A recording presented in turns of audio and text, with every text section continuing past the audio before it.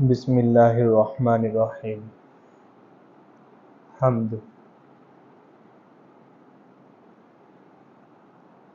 تعریف اس خدا کی جس نے جہاں بنایا، کیسی زمیں بنائی کیا آسماں بنایا، پیروں تلے بچھایا کیا خوب فرش خاکی، اور سر پہ لاجوردی ایک سائبہ بنایا، مٹی سے بیل بوٹے کیا خوش نما اگائے، پہنا کے سبز خلقت ان کو جواب بنایا، خوش رنگ اور خوشبو گل پھول ہے اگائے، اس خاک کے کھنڈر کو کیا گلستہ بنایا، میوے بنائے کیا کیا خوش ذائقے رسیلے، چکھنے سے جن کے ہم کو شیریں دہاں بنایا۔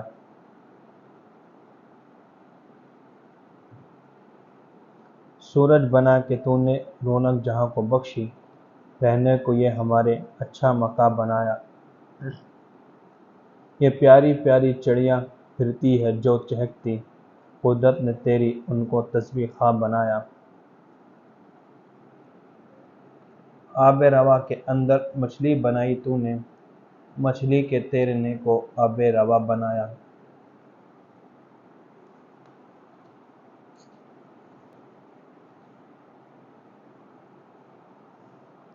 ہر چیز سے ہے تیری کاریگری ٹپکتی، یہ کارخانہ تو نے کب رائے گا بنایا۔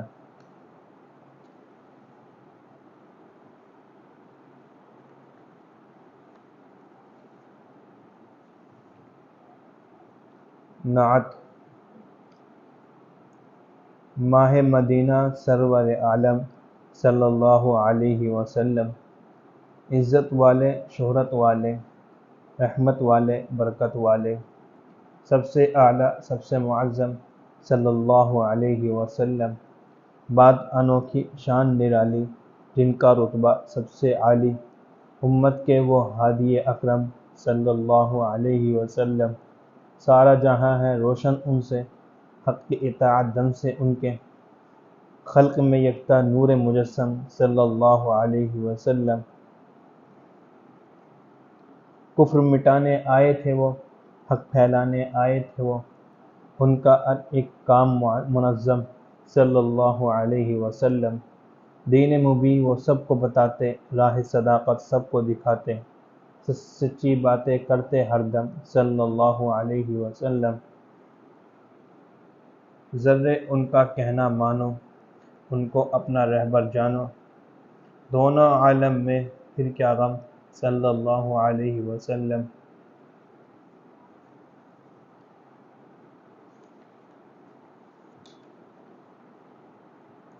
چغل خور۔ پہلے زمانے کی بات ہے کہ کسی گاؤں میں ایک چغل خور رہتا تھا۔ اسے چغلی کھانے کی بہت بری عادت تھی۔ جب تک وہ کسی کی چغلی نہ کھا لیتا اسے چین نصیب نہ ہوتا تھا۔ اس وجہ سے گاؤں میں اسے کوئی نوکر رکھنے پر تیار نہ ہوتا تھا۔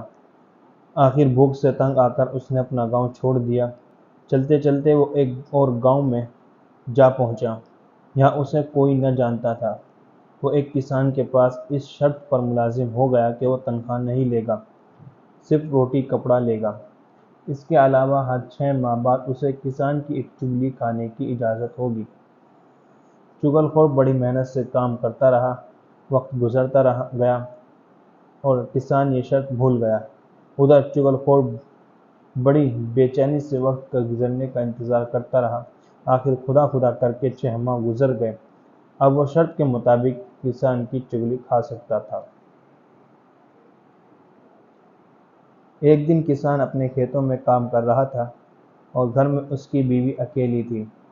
یہ دیکھ کر چغل خور اس کی بیوی کے پاس گیا اور بڑا ہمدرد بنتے ہوئے کہنے لگا، کسان کوڑھی ہو گیا ہے اور اس نے اب تک یہ بیماری تم سے چھپا رکھی ہے۔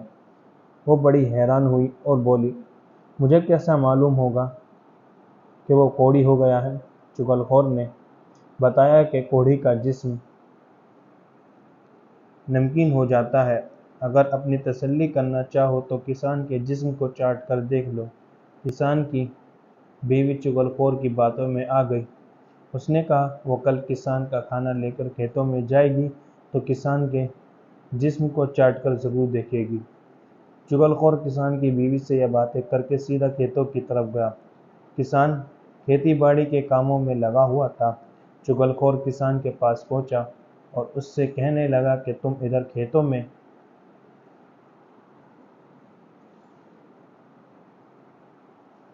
کام کرتے پھر رہے ہو اور ادھر تمہاری بیوی پاگل ہو گئی ہے۔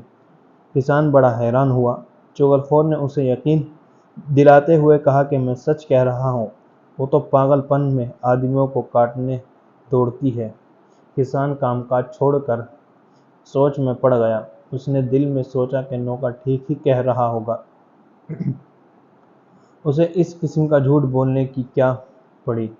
چغل خور نے اسے پریشان دیکھ کر کہا کہ تمہیں میری بات پر یقین نہیں تو کل جب وہ کھانا لے کر آئے گی تو اس وقت دیکھ لینا۔ جب چغل خور نے یہ جان لیا کہ کسان اس کی باتوں میں آ گیا ہے تو وہاں سے اٹھ کر کسان کے نسبتی بھائی کے پاس پہنچ گیا۔ وہ ایک دوسرے گاؤں میں رہتے تھے۔ چغل خور نے انہیں بتایا کہ تم یہاں مزے کر رہے ہو اور تمہارا بہنوئی تمہاری بہن کو روزانہ بڑی بے دردی سے مارتا ہے۔ انہوں نے حیران ہو کر کہا کہ ہماری بہن نے تو کبھی نہیں بتایا۔ چغل خور نے کہا کہ وہ بیچاری شرم کے مارے تمہیں کچھ نہیں بتاتی۔ انہوں نے کہا ہم تمہاری بات پر کیسے یقین کر لیں۔ چغل خور فوراً بول پڑا کہ اگر تم اپنی آنکھوں سے دیکھنا چاہو تو کل دوپہر کو کھیتوں میں آ کر دیکھ لینا۔ وہ یہ بات سن کر لال بھبوکا ہو گئے۔ انہوں نے چغل خور سے کہا کہ کل ہم کھیت میں چھپ کر یہ سب اب کچھ اپنی آنکھوں سے دیکھیں گے۔ چغل خور وہاں سے رخصت ہو کر سیدھا کسان کے بھائیوں کے پاس پہنچا۔ چغل خور ان سے کہنے لگا کہ تم اچھے ماں جائے ہو، تمہارا بھائی ہر چوتھے روز اپنی بیوی کے بھائیوں سے پٹتا ہے اور تمہیں اس کی کوئی خبر نہیں۔ کسان کے بھائی غصے سے تلملا اٹھے۔ چغل خور نے یقین دلانے کی خاطر ان سے بھی کہا کہ کل دوپہر کو کھیتوں میں آ کر دیکھ لینا۔ دوسرے دن کسان کی بیوی کھانا لے کر کھیتوں میں گئی۔ روٹی رکھ کر وہ کسان کے پاس ہی بیٹھ گئی۔ کسان بڑے غور سے اس کی حرکتوں کو دیکھنے لگا۔ بیوی نے روٹی قریب کرنے کے بہانے کسان کے اور نزدیک ہونے کی کوشش کی۔ اس پر کسان ذرا پیچھے کھسک گیا۔ اب بیوی کو یقین ہو گیا کہ دال میں کچھ کالا ہے۔ کسان نے روٹی لینے کے لیے ہاتھ آگے بڑھایا تو اس نے جھپٹ کر کسان کی کلائی پکڑ لی۔ کسان اچھل کر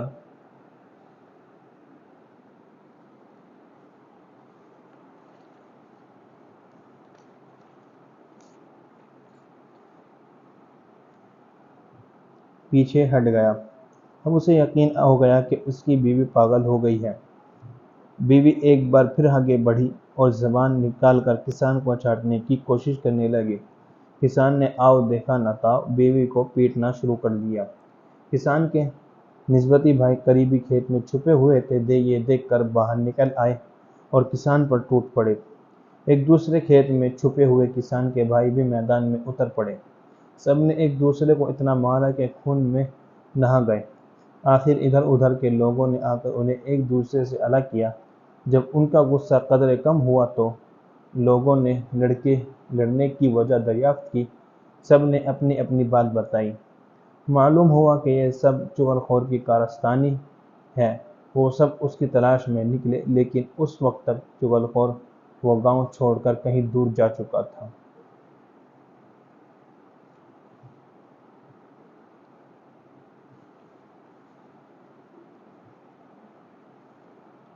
پیارے رسول صلی اللہ علیہ وسلم کی شفقت اور سادگی۔ اللہ تعالیٰ نے پیارے رسول حضرت محمد صلی اللہ علیہ وسلم کو تمام جہانوں کے لیے رحمت بنا کر بھیجا تھا۔ آپ نہایت شفیق اور رحم دل تھے۔ دوست دشمن سب کے ساتھ محبت اور شفقت سے پیش آتے تھے۔ کسی کو تکلیف میں مبتلا دیکھتے تو اس کا دکھ درد دور کرنے کی پوری کوشش کرتے۔ غریبوں، محتاجوں اور ضرورت مندوں کی مدد فرماتے، بیماروں کی خبر گیری کرتے، اپنے پرائے کے غم میں شریک ہوتے، برائی کا بدلہ بھلائی سے دیتے، دوسروں کی غلطیوں کو فراخ دلی فراخ دلی سے معاف کر دیتے، کبھی کسی کا دل نہ دکھاتے، کسی سوال کرنے والے کو نہ کبھی جھڑکتے اور نہ کبھی خالی ہاتھ واپس کرتے۔ ہمسایوں کا خاص خیال رکھتے، اگر کوئی مقروض قرض ادا کرنے کے قابل نہ ہوتا تو اس کا قرض خود ادا کر دیتے، کوئی بھوکا ہوتا تو کھانا کھلا دیتے۔ آپ صلی اللہ علیہ وسلم نے نرم دلی، حلم اور انسانی ہمدردی کا ایک ایسا بہترین نمونہ دنیا کے سامنے پیش کیا کہ اگر ہم اس پر عمل کریں تو دنیا جنت کا نمونہ بن سکتی ہے۔ رسول اکرم صلی اللہ علیہ وسلم بچوں پر خاص شفقت فرماتے، جب ان کے پاس سے گزرتے تو سلام میں پہل کرتے، جب سفر سے واپس تشریف لاتے تو راستے میں جو بچے ملتے انہیں اپنے ساتھ سواری پر بیٹھا لیتے۔ پیارے رسول نہ صرف انسانوں بلکہ جانوروں پر بھی مہربان تھے۔ ایک دفعہ ایک صحابی آپ کی خدمت میں حاضر ہوئے، ان کے ہاتھ میں کسی چڑیا کے بچے تھے۔ آپ نے پوچھا، یہ بچے کہاں سے لیے ہیں؟ صحابی نے عرض کی، یا رسول اللہ، میں نے انہیں ایک جھاڑی میں سے پکڑا ہے۔ آپ صلی اللہ علیہ وسلم نے فرمایا، فوراً جاؤ اور ان بچوں کو وہیں رکھاؤ۔ ایک دفعہ آپ صلی اللہ علیہ وسلم ایک باغ میں تشریف لے گئے، وہاں ایک اونٹ بھوک سے بلبلا رہا تھا اور اس کا پیٹ سے لگا ہوا تھا۔ آپ نے بڑی شفقت سے اس کی پیٹھ پر ہاتھ پھیرا اور اس کے مالک کو بلا کر فرمایا، اس جانور کے بارے میں تم خدا سے نہیں ڈرتے؟ شفقت اور رحم دلی کے علاوہ سادگی بھی پیارے رسول کی سیرت پاک کا ایک نمایاں پہلو ہے۔ آپ نے ساری زندگی جس سادگی سے بسر کی، اس کی مثال نہیں ملتی۔ آپ کو دنیا سے نفرت نہ تھی، لیکن دنیا کی آسائشوں میں دل لگا کر اللہ تعالیٰ سے غافل نہیں ہونا چاہتے تھے۔ پیارے رسول اپنا کام خود کرتے، خود جھاڑو دیتے، مویشیوں کو چارہ خود ڈالتے، اونٹ کو خود باندھتے، خود بکری کا دودھ دوہتے، بازار سے سودا سلف خرید لاتے، اپنا جوتا گھانٹ لیتے، کپڑا پھٹ جاتا تو اس میں خود پیوند لگا لیتے۔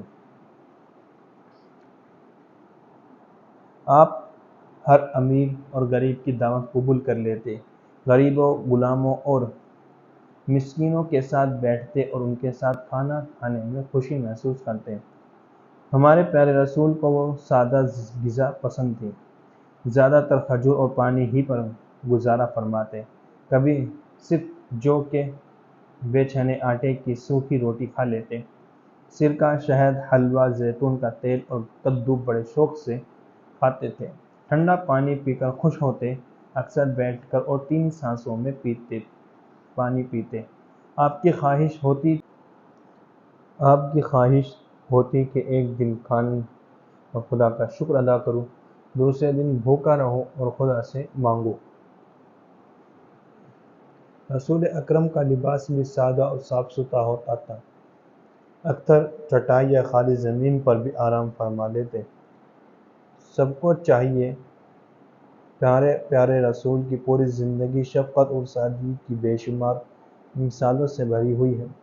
ہم سب کو چاہیے کہ ہم اپنے پیارے رسول کی زندگی کو اپنے لیے نمونہ بنائیں، آپ کے بتائے ہوئے راستے پر چلیں اور اپنی دنیا اور آخرت کو سنوارنے کی کوشش کریں۔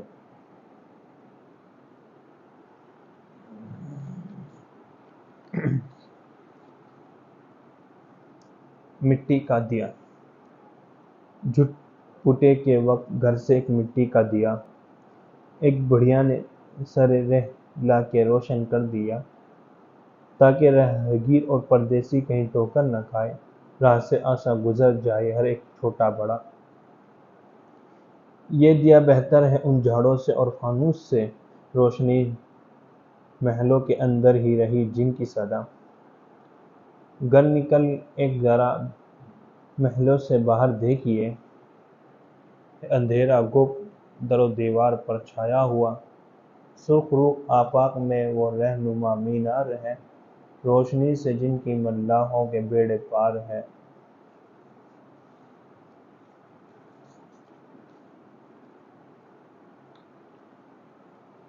نیم۔ خدا نے انسانوں کے آرام اور راحت کے لیے بہت سی چیزیں بنائی ہیں۔ نیم کا پیڑ بھی ان میں سے ایک ہے۔ اس سبق میں نیم کی خوبیاں بیان کی گئی ہے اور ہمیں یہ احساس دلایا گیا ہے کہ ہم پیڑوں کی اہمیت کو جانیں۔ نیم ہندوستان میں ہر جگہ پایا جاتا ہے۔ موٹے تنے والا خوبصورت درخت ہے۔ اسے سورج کی روشنی پسند ہے۔ نیم دوسرے درختوں کے مقابلے میں زیادہ آکسیجن خارج کرتا ہے، جو انسانی صحت کے لیے ضروری اور فائدہ مند ہے۔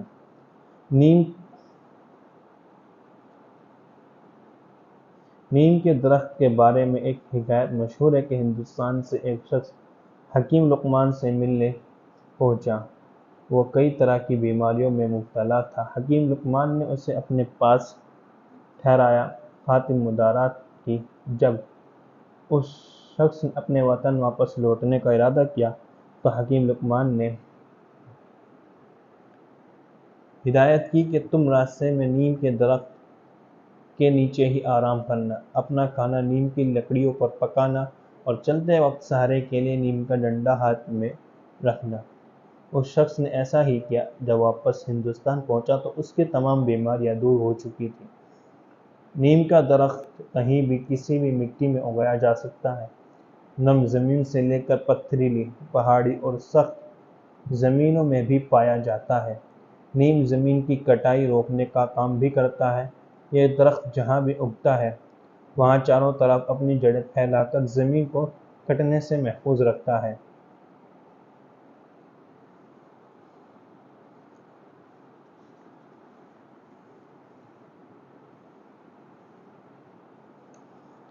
نیم کے پتے، پھول، پھل، چھال، تنا اور جڑ سب بے حد مفید اور کارآمد چیزیں ہیں۔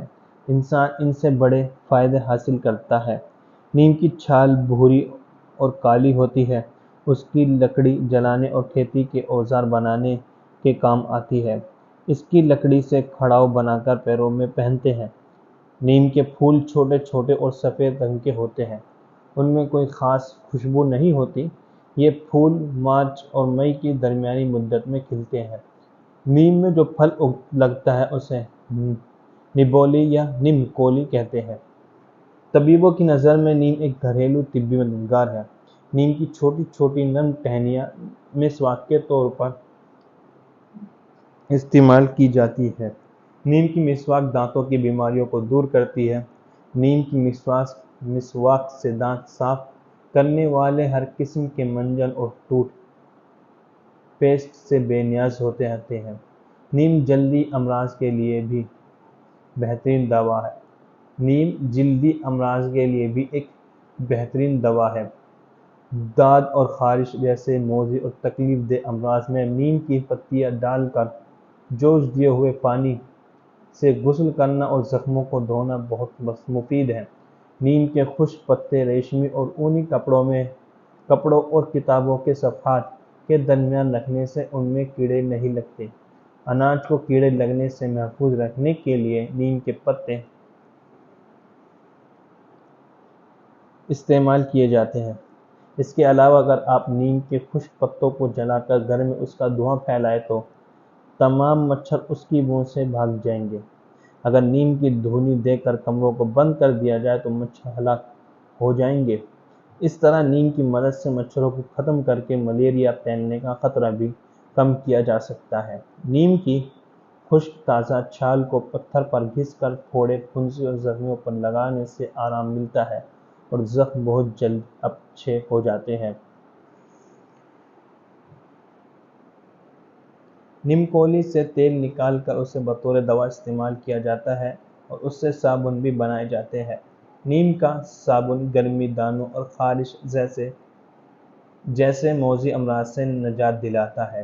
نیم کے بیجوں کی کھلی بہت اچھی کھاد مانی جاتی ہے۔ کسی نے سچ ہی کہا ہے کہ نیم اپنے مزاج کے اعتبار سے کڑوا سہی مگر فائدوں کے لحاظ سے میٹھا ہے۔ وہ انسان کا خیر خواہ اور دوست ہے۔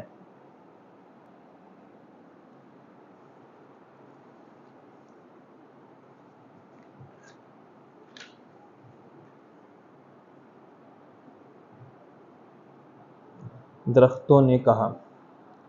گرمیوں کی ایک دوپہر تھی۔ گاؤں پر خاموشی چھائی ہوئی تھی۔ ایسے میں ایک بچہ ہاتھ میں کتاب لیے اپنے گھر سے نکلا اور قریب کے ایک باغ میں ایک گھنے درخت کے نیچے بیٹھ کر اپنا سبق یاد کرنے لگا۔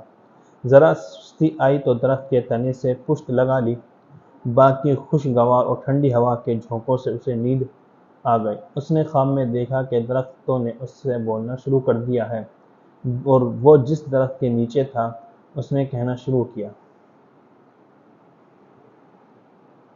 میرے ننھے دوست، اللہ نے جہاں تمہیں اور سی نعمتیں ہوا، پانی اور دھوپ وغیرہ عطا فرمائی ہے، وہاں اس نے ہمیں بھی تمہاری خدمت پر معمور کیا ہے۔ یہ صحیح ہے کہ ہم دیگر جانداروں مثلاً اونٹوں، گھوڑوں اور بیلوں کی طرح چلتے پھرتے اور بھاگتے دوڑتے نہیں ہیں، لیکن اس کا یہ مطلب بھی نہیں ہے کہ ہم نکمے اور بیکار ہیں۔ گرمی کے موسم میں جب تم اسکول سے گھر آتے ہو تو ہم راستے میں تم پر سایہ کرتے ہیں۔ جب تمہیں کوئی چائے پناہ نہیں ملتی تو سیدھے ہماری طرف بھاگتے آتے ہو۔ ہم تمہیں ہر موسم میں پھل پھلاری بھی پیش کرتے ہیں، کبھی آم، کبھی امرود، کبھی آلو بخارے، کبھی خوبانی، کبھی کچھ اور۔ ایک دوسرے درخت نے پہلے درخت کی تعریف کی۔ وہ کہنے لگا، بعض پھل تو ہم تمہیں ایسے دیتے ہیں کہ ایک بار خرید لو اور مہینے کھاتے رہو، خراب ہونے کا کوئی خطرہ ہی نہیں۔ کیا بادام، اخروٹ، پستے وغیرہ ایسے ہی پھل نہیں ہیں؟ ابھی دوسرا اپنی بات ختم ہی کر پایا تھا کہ ایک اور درخت بول اٹھا، تمہارے مکان کے دروازے، کھڑکیاں، میز، کرسیاں اور دوسری ضرورت کے بے شمار چیزیں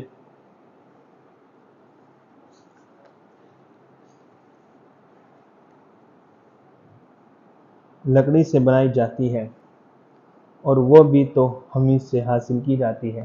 اس کے علاوہ ایندھن کے لیے تمہیں لکڑی اور کوئلے کی جتنی ضرورت ہوتی ہے وہ بھی ہم ہی پوری کرتے ہیں۔ ابھی وہ درخت سانس لینے کو رکا ہی تھا کہ ایک اور درخت نے بولنا شروع کر دیا، ہم سے تمہیں ان گنت فائدے حاصل ہوتے ہیں۔ یہ ربڑ جس سے تم اپنا غلط الفاظ اور ہند سے مٹاتے ہو، اور یہ گوند جس سے تم اپنی کاپیوں میں خوبصورت تصویریں چپکاتے ہو، ہم ہی نے تو تمہیں دی ہیں۔ اور یہ کاغذ، پہلے درخت نے اس کی بات کو آگے بڑھاتے ہوئے کہا، یہ بھی تو اکثر ہم سے بنتا ہے۔ اگر کاغذ نہ ہوتا تو کتابیں اور کاپیاں بھی نہ ہو۔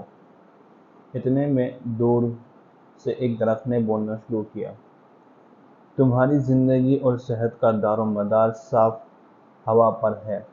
ہم گندی ہوا اپنے اندر جذب کر لیتے ہیں اور تمہیں صاف ہوا دیتے ہیں تاکہ تم صحت مند رہو۔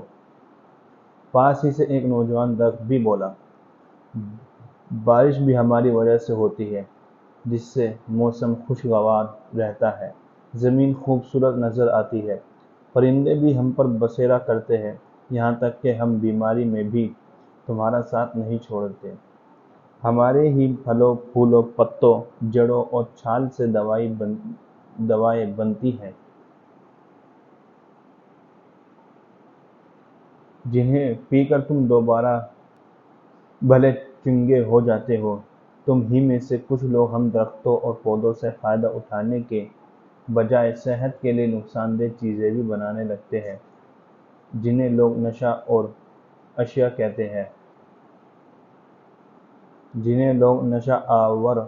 کہتے ہیں۔ اتنے میں ایک بوڑھے درخت نے شفقت سے کہا، لیکن بیٹے، جہاں ہم تمہاری اتنی خدمت کرتے ہیں وہاں تمہارا بھی تو فرض ہے کہ ہماری کچھ نہ کچھ خدمت اور دیکھ بھال کرو۔ راہ چلتے ہوئے ہماری ٹہنیاں نہ توڑو،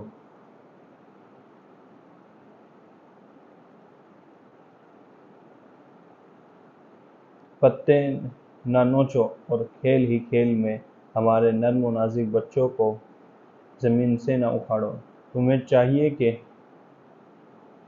ہمیں نقصان پہنچانے کے بجائے ہماری حفاظت اور دیکھ بھال کرو، ہماری تعداد بڑھانے کی کوشش کرو، اور اگر غور کرو تو اس میں بھی تمہارا ہی فائدہ ہے۔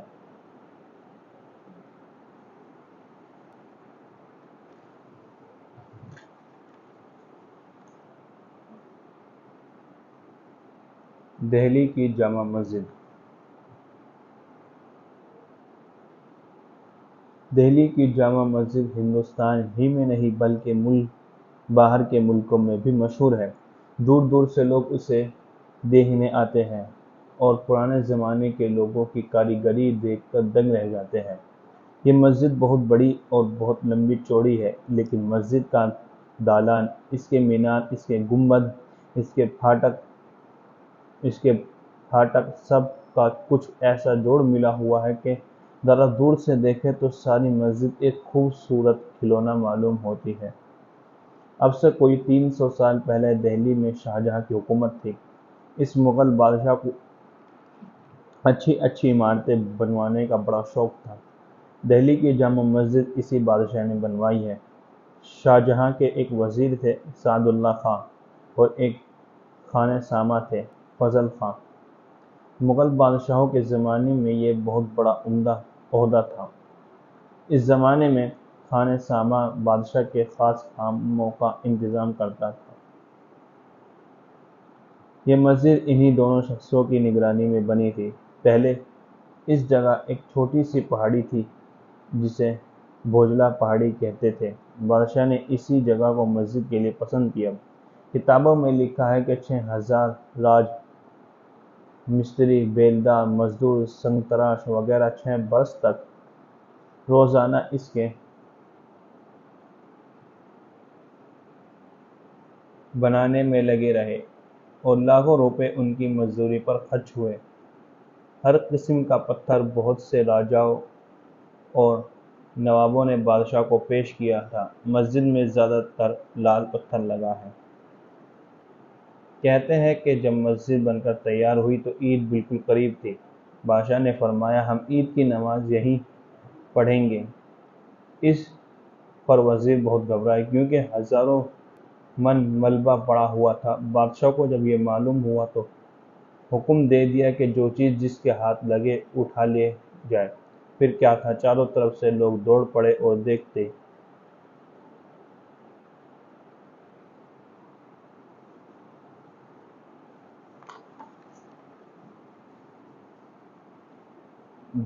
دیکھتے سارا ملبہ اڑ گیا۔ مسجد صاف ہو گئی۔ پھر سارے شہر نے اپنے بادشاہ کے ساتھ اس مسجد میں عید کی نماز پڑھی اور خوب خوشیاں منائیں۔ جامع مسجد نہایت خوبصورت عمارت ہے، لیکن اس کی خوبصورتی اس وجہ سے اور زیادہ بڑھ گئی ہے کہ اس کی کرسی بہت اونچی ہے۔ کرسی کی اونچائی کا اس سے اندازہ ہو سکتا ہے کہ مسجد کے پورب، دکن اور اتر کی طرف ایک بڑا پھاٹک ہے اور اس پھاٹک تک پہنچنے کے لیے 30-40 سیڑھیاں چڑھنی پڑتی ہیں۔ یہ سیڑھیاں بہت لمبی اور کافی چوڑی ہیں۔ سب سیڑھیاں مل کر ایسا معلوم ہوتا ہے کہ بڑا بھاری چبوترا بنا ہوا ہے۔ اندر مسجد کا صحن بہت وسیع ہے اور اس کے بیچوں بیچ وضو کرنے کے لیے بڑا حوض بنا ہوا ہے۔ سامنے تو مسجد کا اصل دوہرا دالان ہے اور باقی 3 طرف اکہرے دالان ہیں۔ ان دالانوں کے بیچ میں تینوں طرف 3 بڑے بڑے پھاٹک ہیں جن کی عمارت بھی بہت خوبصورت ہے۔ مشرقی پھاٹک کا رخ لال قلعے کی طرف ہے۔ اسی پھاٹک سے بادشاہ داخل ہوتے تھے۔ مسجد کے اصل دالان کی چھت بہت اونچی ہے اور محرابیں خوب بڑی بڑی ہیں۔ اندر کا فرش سفید پتھر کا ہے اور کالے پتھر سے مسلح کے نقشے بنائے گئے ہیں۔ بس ایسا معلوم ہوتا ہے کہ بڑے خوبصورت ریشمی مسلح بچھے ہوئے ہیں۔ خاص دالان کے اوپر 3 بڑے بڑے نارنگی کی شکل کے گنبد ہیں اور ان کی بناوٹ کمرہ کی طرح ہے۔ ان میں ایک پٹی لال پتھر کی اور ایک کالے پتھر کی ہے اور سنہرے کلش ہیں جن سے یہ گنبد اور بھی خوبصورت معلوم ہوتے ہیں۔ دالان کے دونوں طرف بڑے اونچے مینار ہیں، یہ بھی لال پتھر کے اور ان میں سفید پتھر کی کھڑی کھڑی پٹیاں پڑی ہیں۔ ان میناروں کے اندر چکر دار زینہ ہے۔ بہت سے لوگ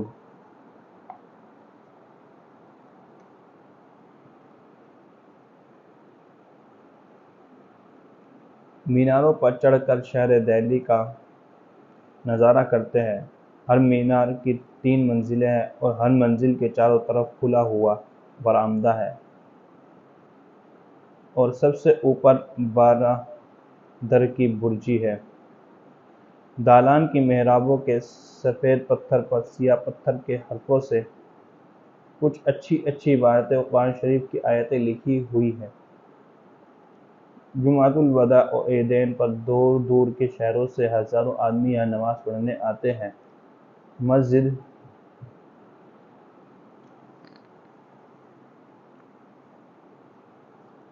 دالان صحن سیڑھیاں سب کھچا کھچ بھر جاتی ہے اور باہر دور تک میدان میں آدمی ہی آدمی نظر آتے ہیں۔ راستہ بند ہو جاتا ہے۔ سڑکوں پر، دکانوں پر، گرج کے آس پاس کی زمین کے چپے چپے پر لوگ نماز پڑھتے ہیں۔ امام صاحب کی آواز سب نمازیوں تک پہنچانے کے لیے پہلے 20 مکبر کھڑے ہوتے تھے، اب لاؤڈ اسپیکر کے ذریعے امام صاحب کی آواز دور دور تک پہنچتی ہے۔ سچ پوچھو تو ان دنوں میں جامع مسجد کا منظر دیکھنے کے قابل ہوتا ہے۔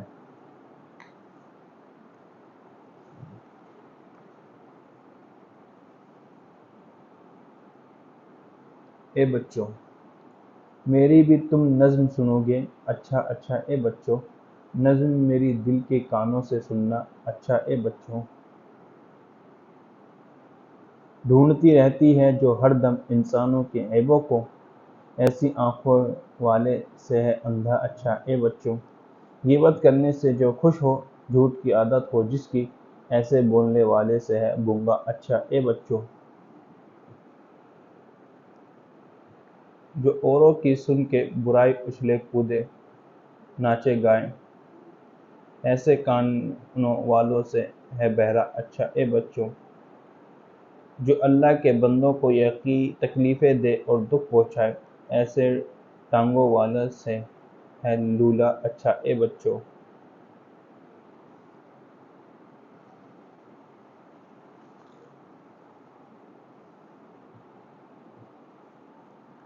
جو انسان کی ہمدردی اور خوف خدا سے خالی ہو، ایسے دل سے پتھر کا ایک ٹکڑا۔ اچھا اے بچوں، سود، ڈکیتی، چوری، رشوت کی ناجائز دولت سے پاک اور نیک کمائی کا ایک پیسہ۔ اچھا اے بچوں، جو زاہد کی باتیں مانے، نیک بنے، نیکی پھیلائے، بس وہ ہے تم سب بچوں میں بچہ۔ اچھا اے بچوں،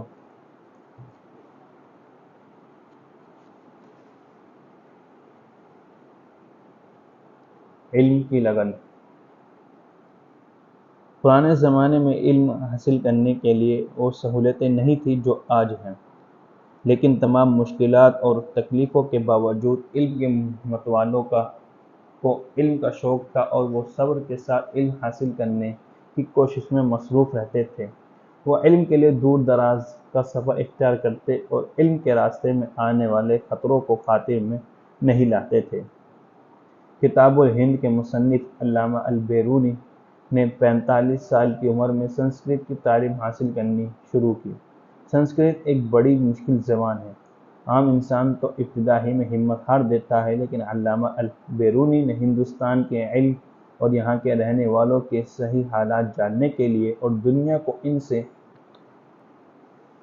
واقف کرانے کے لیے سنسکرت سیکھی اور اس زبان کی کتابیں پڑھی۔ پھر ان کی محنت کا نتیجہ کتاب الہند کی صورت میں سامنے آیا۔ جب شہر شیراز برباد ہو گیا تو شیخ سعدی شیرازی نے وہاں سے سفر کی ٹھانی، اپنا تمام مال و اسباب فروخت کیا اور کتابیں لے کر اللہ کے بھروسے چل کھڑے ہوئے۔ ابھی قافلے کے ساتھ تھوڑا ہی سفر کیا تھا کہ بیمار ہو گئے، مجبوراً ایک گاؤں میں رک جانا پڑا۔ گاؤں والوں نے ان کی بڑی خدمت کی۔ 11 روز کے بعد صحت یاب ہوئے تو گاؤں والوں نے کچھ دن اور رک جانے پر اصرار کیا، لیکن انہیں تو علم حاصل کرنے کا شوق کھینچے لیے جاتا تھا، لہٰذا ان کا شکریہ ادا کر کے آگے چل پڑے۔ ان دنوں شیراز کی حالت بہت خراب تھی، وہاں سے گزرنے والے قافلے لوٹ لیے جاتے تھے اور اکیلے مسافر کا منزل پر پہنچ جانا تو ناممکن ہی تھا۔ ابھی 3-4 کلومیٹر ہی گئے تھے کہ لٹیروں سے سامنا ہو گیا، لیکن شیخ سعدی کے پاس تو تھوڑے سے درہم اور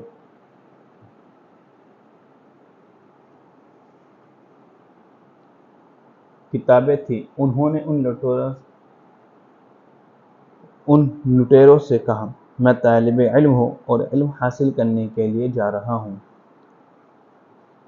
یہ بوجھ جو تم کو نظر آ رہا ہے کتابوں کا ہے، البتہ کچھ نقدی بھی میرے پاس ہے جو آپ لوگوں کی خدمت میں پیش کر سکتا ہوں، لیکن اتنا سن لو کہ اس سرمایے سے میرا ارادہ علم حاصل کرنے کا ہے۔